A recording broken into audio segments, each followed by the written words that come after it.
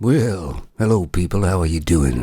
Now this is gonna be just a quick video about the Freedom Convoy in Canada. Apparently the GoFundMe page has been shut down. Obviously they were getting far too much money, and I can't think of any reason why the GoFundMe would be shut down, except one, the elites didn't like it.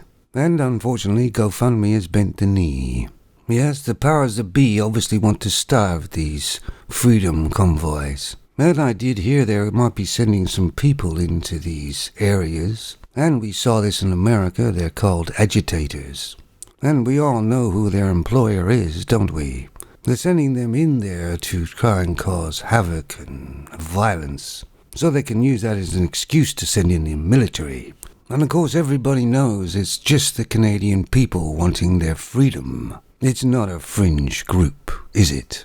And the so-called leader of Canada should be able to sit down and talk with them. I mean, after all, he was elected by the people, wasn't he? But I can't see that happening. He's going to try and use force and lies. He's tried to smear the truckers, which are actually the Canadian people, which obviously hasn't worked too well. You won't see a great deal about it on the mainstream media, because they're in the pockets of the governments. These people learned a long time ago that to control the media controls the people. You can bet your bottom dollar in North Korea that the TV station is always praising the leader and how great things he's done and how the US is such a bad place. And it's only when they break free and actually get away and get out of the country they see that it was all a bunch of lies. Every day in these countries now the media's punching out the propaganda. It's not really news at all. But of course this formula's not just happening in Canada. It's happening in Australia, New Zealand, and of course America for years. And yes, in the UK also. And for those of us who are old enough, we can remember when we were actually free. And slowly, year by year, our freedoms were taken away. And if you'll notice all these laws and regulations that come in pretty well every 3 months, these laws and regulations are for us, for the people, not for the elites.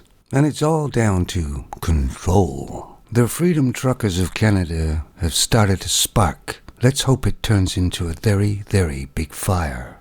They're only asking for their freedom. But look how the Prime Minister of Canada is treating them.